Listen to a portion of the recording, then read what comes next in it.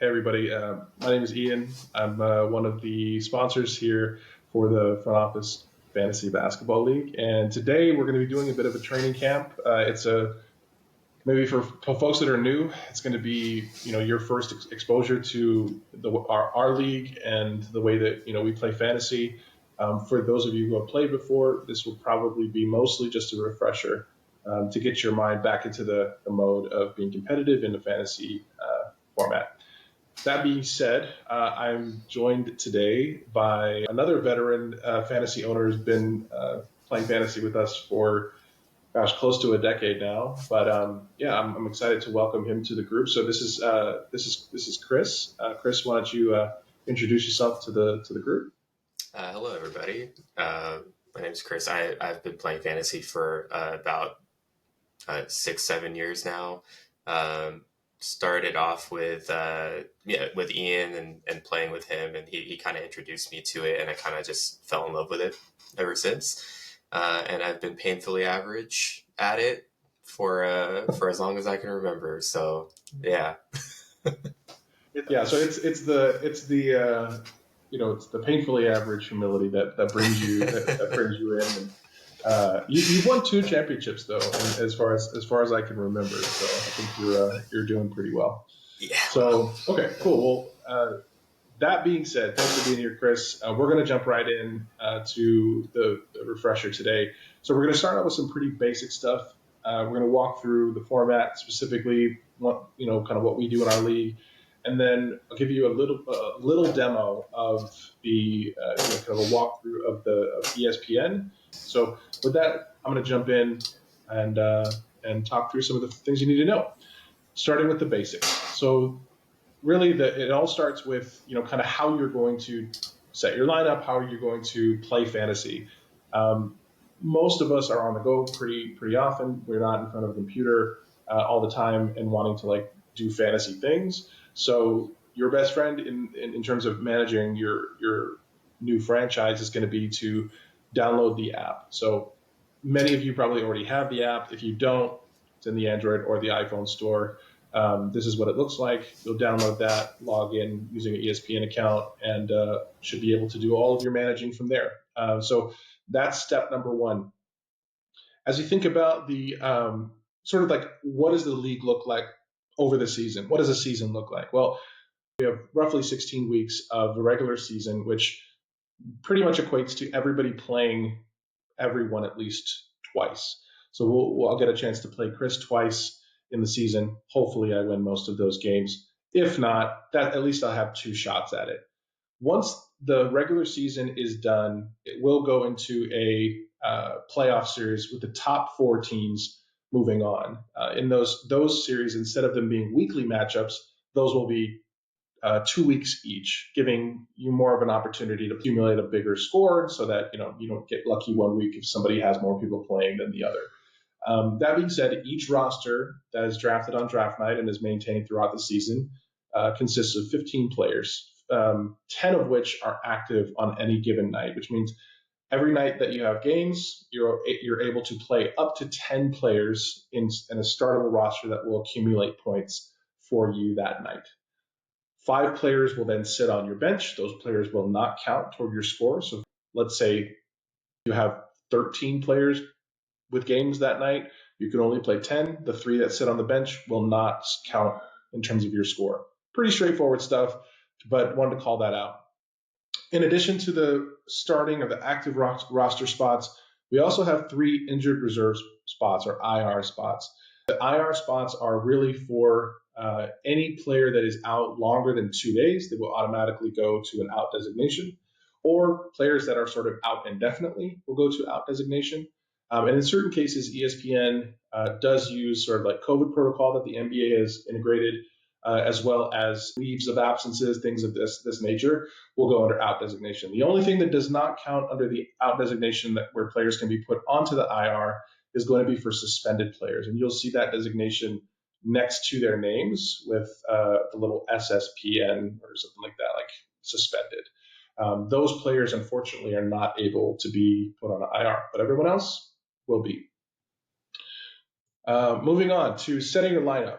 it sounds pretty trivial, but it's honestly one of the things that most new players and even some old players get wrong.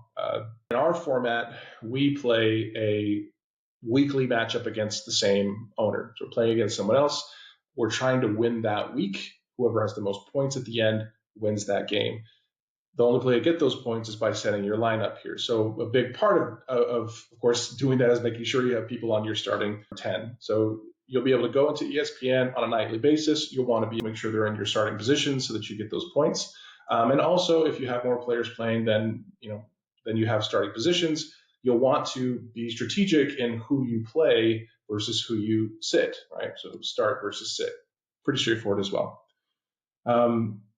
Keep in mind, as you are making decisions on who will start and who won't, there are some things to consider when it comes to lockup times. So a player locks once their game starts, and this happens individually across that player's game. So, if you have 10 people playing and maybe half of them start at, let's say, 8 p.m., the players, once their game starts at 8, those players will lock. The players who have later games that night will still be movable, and you'll see this in the app.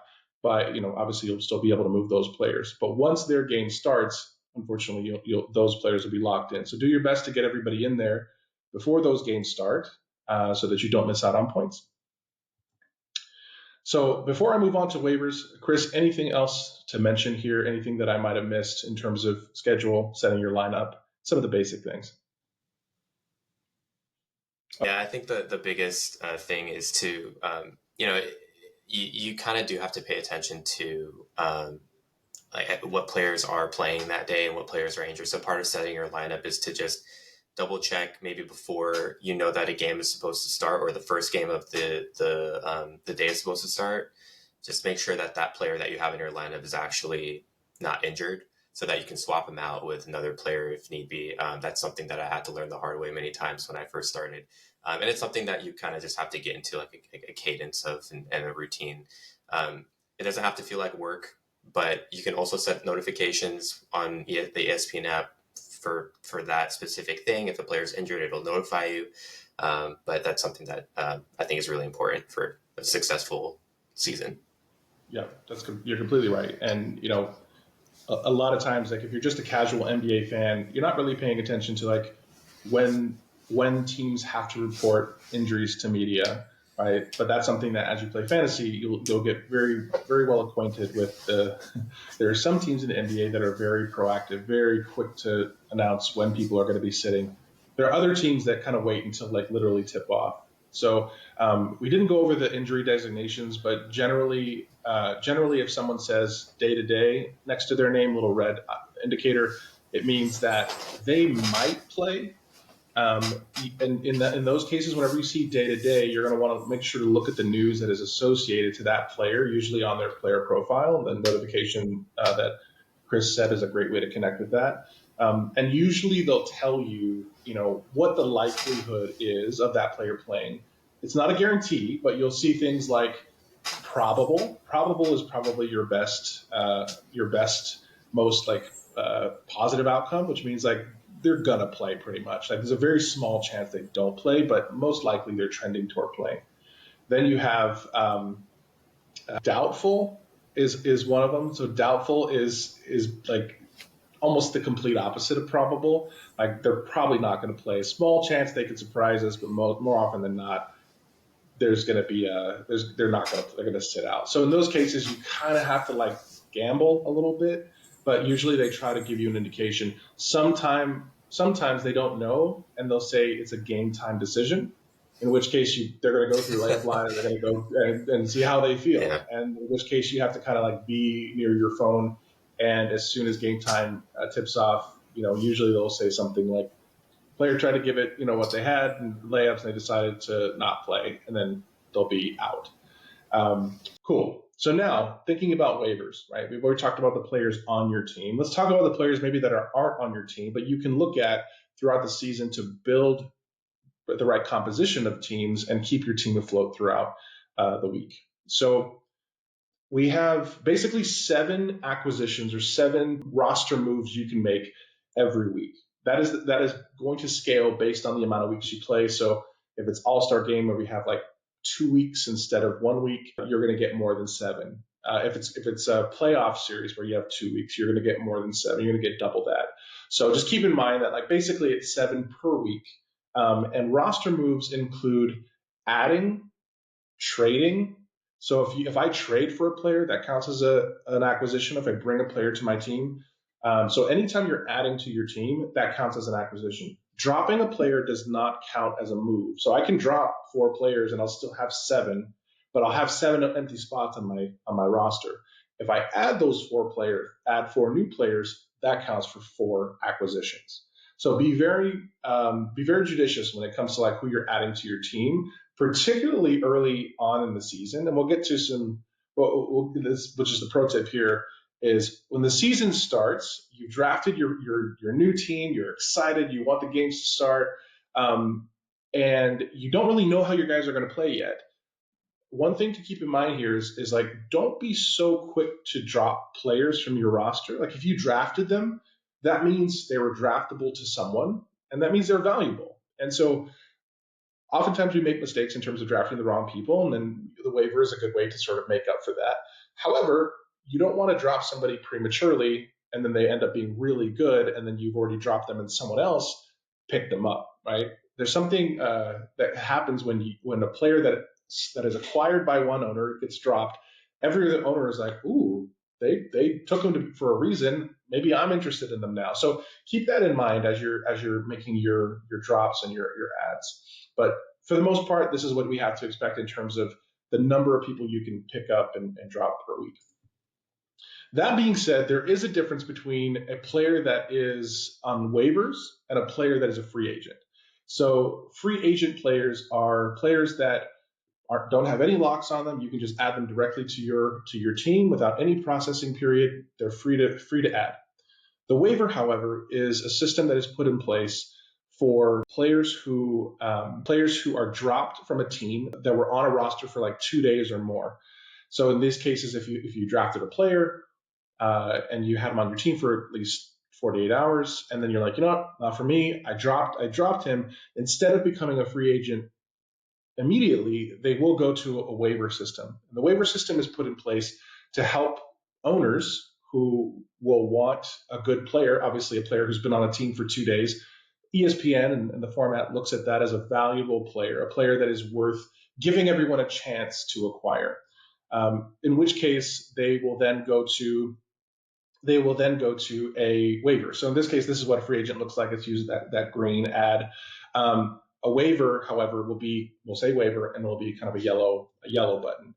If you do want a waiver player, our waiver claim period is 1 day. So everyone will have 24 hours to go in and say, I want to put a claim on this player. And waiver, just like draft, has an order to it, and it is opposite the draft order. So if I was first pick in the draft, it's opposite for the waiver order, which means I would be the last. If I was the first pick in the draft, I'd be the last waiver order, right? And vice versa. So it's a complete mirror. So in this case, if I'm going in and I'm putting a claim on a player and I'm the last in the waiver order, the only way that I'm going to get that claim is if nobody else above me puts a claim on that person. So, however, if I'm the first order, that means I automatically will get it once the waiver processes after 24 hours, because no one has higher priority than I do. That being said, if you're somewhere in the middle, you just have to kind of hope that no one else above you is going to be bidding on them as well or claiming them as well. If you do successfully claim a waiver, you automatically go from wherever you were in the waiver order down to the bottom. So if I was the first in the waiver order, if I use that on a really good player, instead of staying at the top, I now reset all the way to the bottom. And that happens progressively over the season. So as people get claimed, it's kind of this big revolving list of priority getting shifted around. Anything to add there, Chris, before we move on with waivers or with scoring? No, I think you hit everything on the head. I circling back to your first point, I think it's important just to be patient with your players, and understanding how the waivers work is really a key indicator of a successful season. So you kind of just want to make sure you understand how it works and just pay attention to it. Check it once in a while. You may never know who's available, and that one player could be the make or break difference in your season. So yeah. Absolutely. That's a great point. All right, so let's talk now about scoring. So scoring is pretty straightforward. This is all stuff that's in the handbook as well as on ESPN, but we do it a little bit differently than maybe like you would see in a categories league or in a rotisserie league or in a sort of in a season long categories league. In this case, we use a points format that is pretty straightforward, pretty close to the ESPN points format, but you get basically one fantasy point for every major stat category, with the exception of the defensive ones, which are steals and blocks. You get 2 for that. We try to reward defensive players in this league. You also will get an additional point for every made free throw, and you'll get an additional point for every 3-pointer made. So when someone's shooting 2 free throws, if they make both, that's 4 points, as opposed to just 2 points, because you get 1 point for the free throw point, and you get 1 for the free throw made in this situation.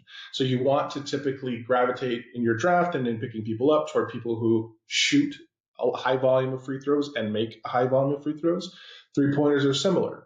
You'll get 3 points for the 3 points, and you'll get an additional point for the fact that it was a 3-pointer. So in this case, 3-pointers are worth 4, naturally gravitating toward people with a high 3-point percentage. Additionally, we also reward sort of the double-double, triple-double, and quad-double stats, as they are quite, I don't say rare, but they're a little bit more special when it comes to if a player has a double-double or even a triple-double in a game, it's a pretty big deal, right? So you typically want to find players who are averaging double-doubles, maybe are close to triple-doubles. I actually haven't seen a quad double in the 10 years that I've been playing, but if it ever happens, that's going to be a historic moment. And the only thing we deduct points for in this case would be turnovers, which can be tough, especially for high volume, maybe like Russell Westbrook type players who maybe have a lot of turnovers but have a high reward as well. So trading. We could probably have an entire hour just on trading, but we're not going to do that. We're just going to maybe just give you a few ways that you can navigate the trade environment. So number one, trust no one. Okay, that's the first thing. I'm just kidding.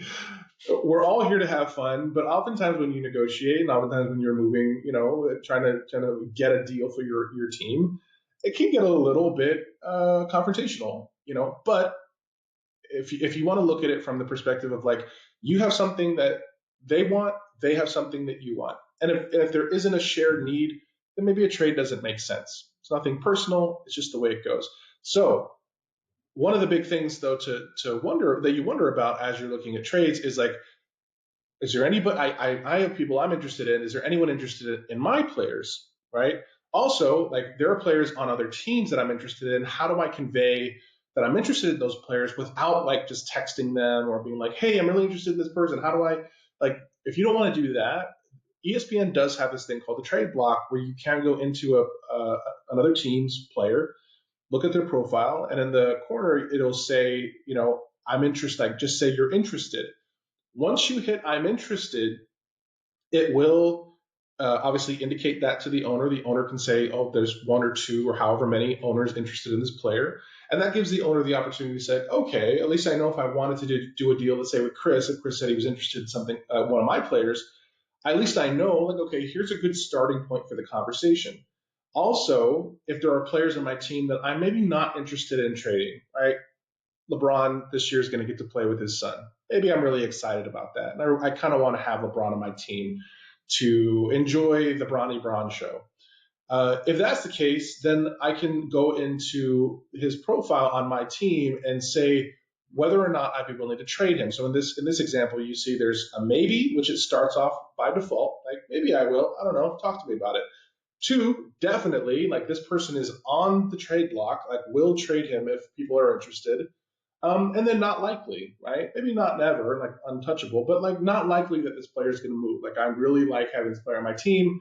I'm not really getting interested in trading him. So this is a really great way to convey, what you're interested in, what you're not. I realize not everybody is comfortable putting out there what they're interested in. That's the way you want to play it. That's totally fine too. But if you do want to be more transparent, this is a great way to do it. So trade voting. Whenever a trade goes through, generally what happens is you'll get a notification that is emailed to you, and you'll also typically get a notification in your app. And under the recent activity, you'll see that a trade was accepted.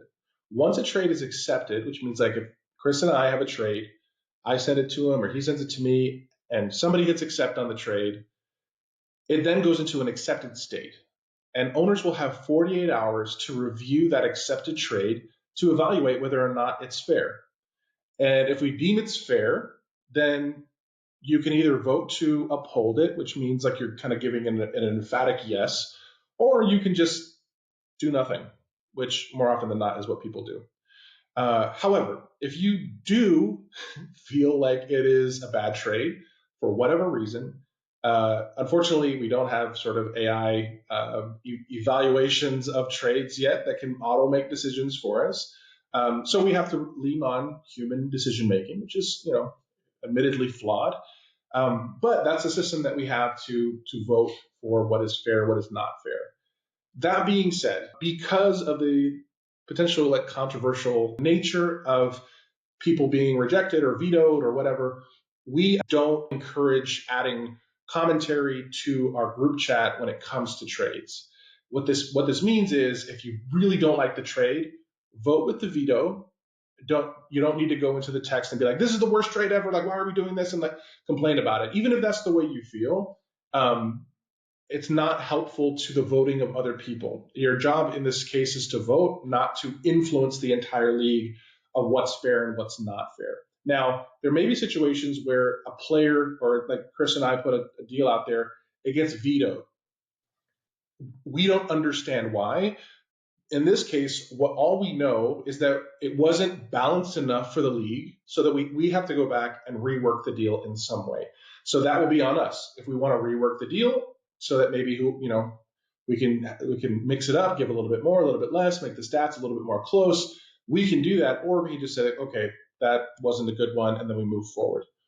If you have a complaint, or if you want more information about like why people didn't vote, then that's something that you can obviously work out amongst yourselves. But we just ask that you don't do that in the group chat, primarily just because we've seen that really lead to nothing but drama and toxicity and things that we really don't want to introduce to the group. So that being said, I want to see maybe, because this was such a big one, Chris, and you've had some experience with this in the past.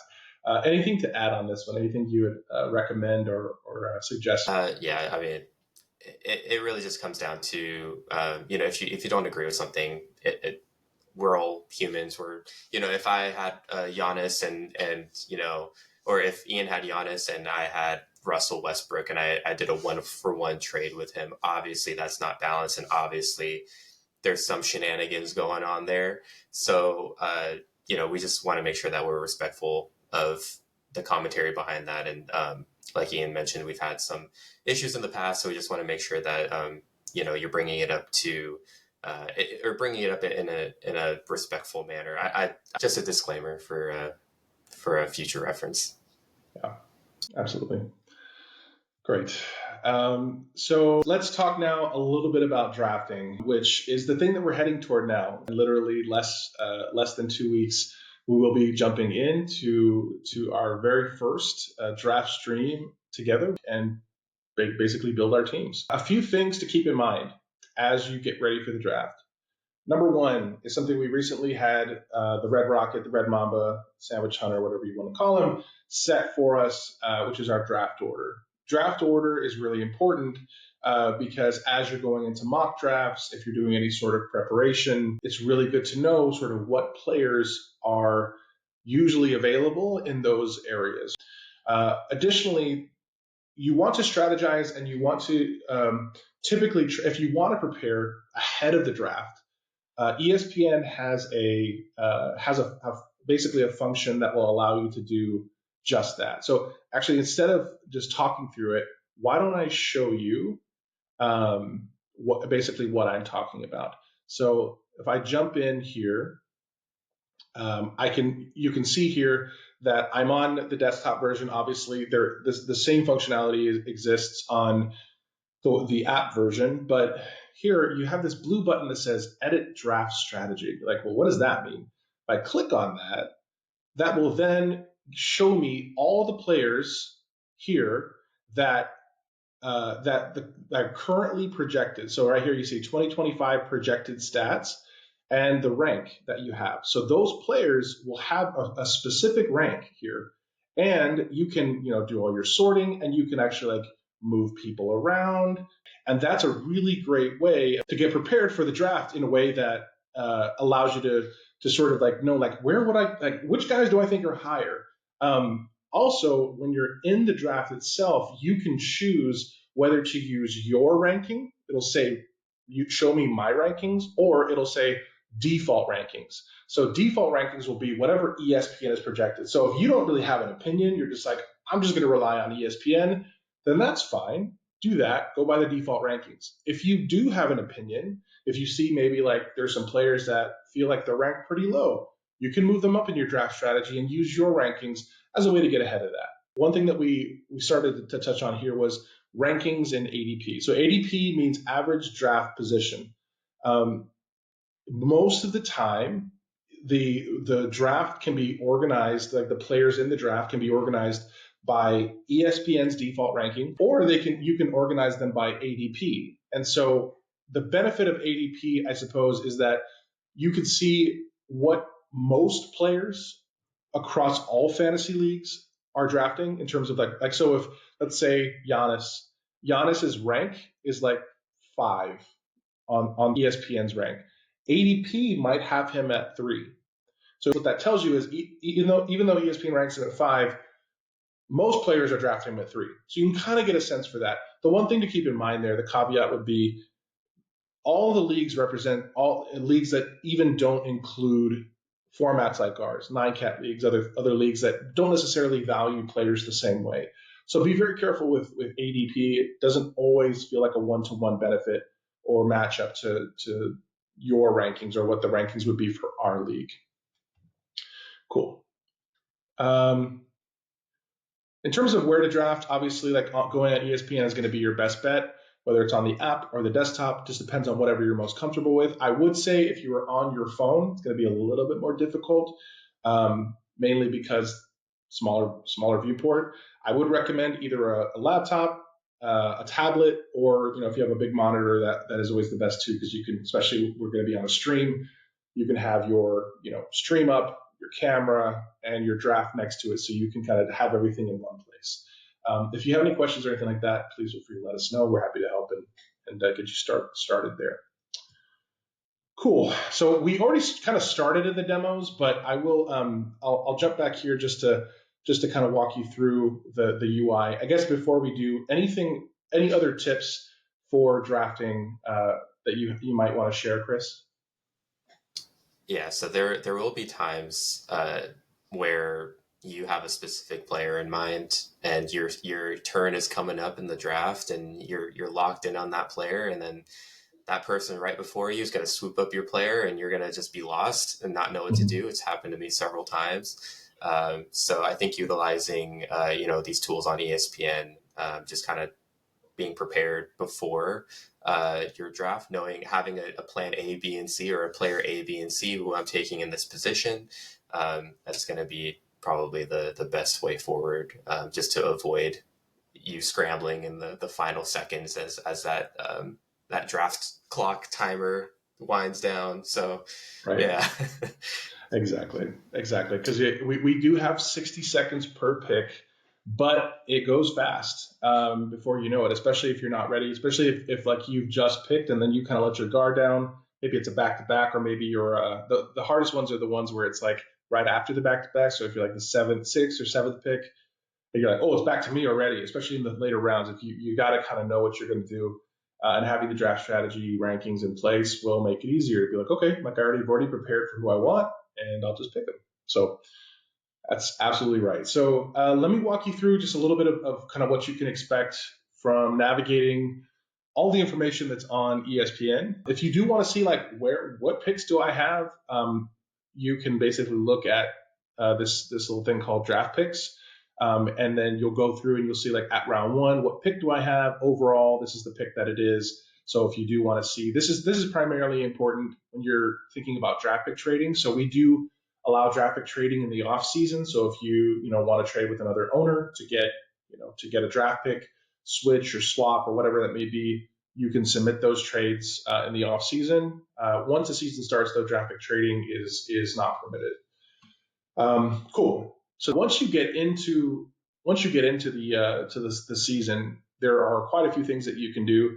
Obviously, your team will be here, including your IR spots, and you can look at players based on their projections, based on the past season, and then once the season starts, you'll be able to use the 2025 season here to get a good idea of like, okay, like where are they now? Another thing to keep in mind too is that when you're looking at players, especially if you're thinking about trading, there are ways to view players' performances over the last week, over the last 2 weeks, and over the last month. So 7, 15, and 30 days. The benefit of this is if you get a trade from someone and you want to look at like, okay, this person has a pretty high average or a pretty low average. So like at face value, it doesn't seem like the trade that they're offering me is fair. You may want to go in and look at the last 7 days, or the last 15 days, or the last 30 days, depending on what you think is a good test of that person's value, to see like, oh, maybe they're like on a surge right now. Maybe they've really turned it around and they are now like way more valuable than they appear to be. Just something to keep in mind here as we think about organizing the data for the player stats.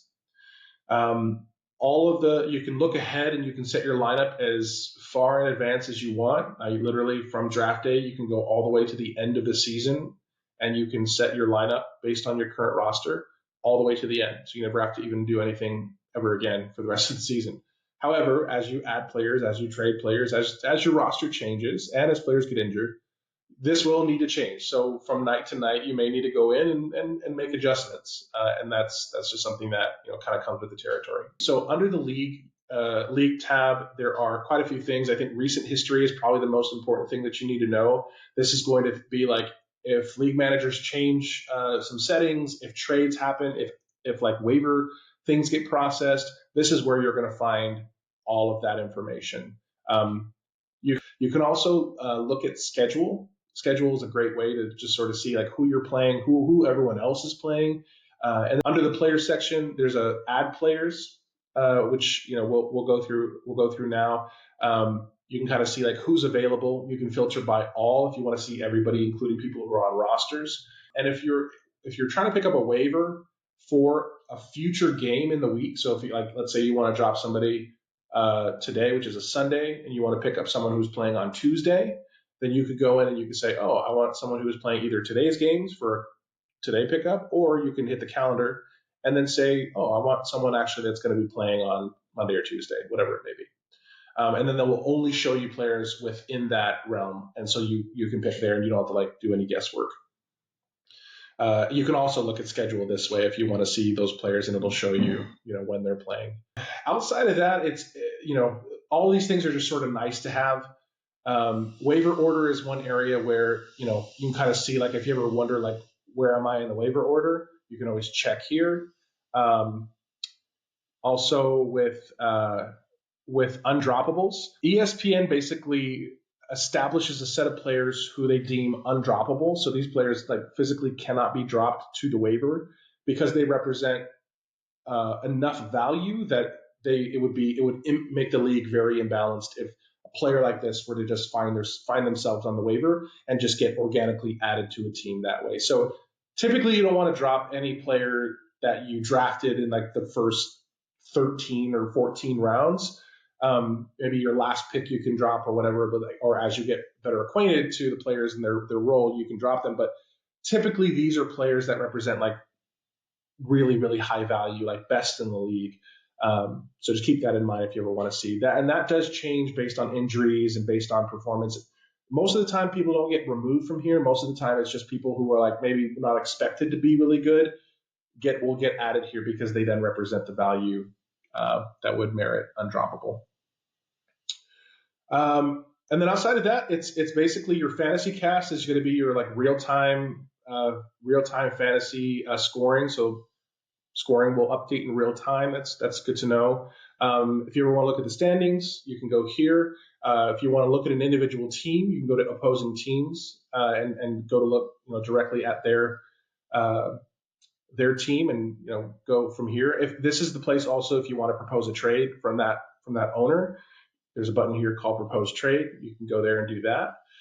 So this is all stuff that I think you'll get to know as you start to do these things more. If you ever have any questions, though, me, Chris, Justin, JMac, all as sponsors and as league managers, like we're here to help guide you through these questions. So don't hesitate to ask your sponsor or just in the group chat. Just if you have a question, feel free to ask as well. We try to create the sponsor in the sponsor format so that you don't have to ask the big group, but if you do want to do that, that's totally fine as well.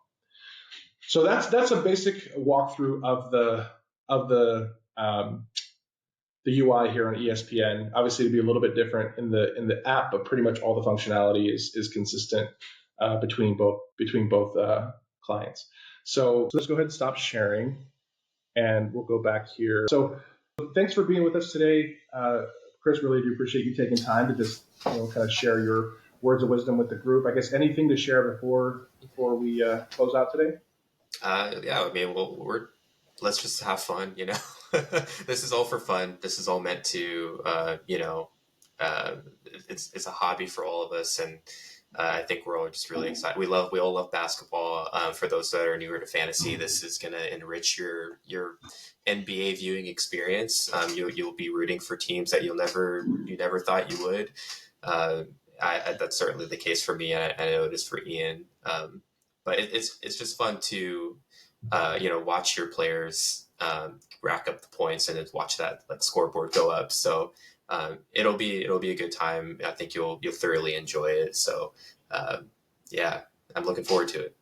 Yeah, same. Awesome. Well, with that, I'll go ahead and sign off for now. But thanks again for taking a look. If you made it to the end of the video, smash that like. I'm just kidding. If you have any questions, again, let us know. We're excited for a good season ahead and looking forward to some fun on draft night. So with that, I'll sign off for now, but have a great rest of the week, and we'll see you on draft night. Thanks.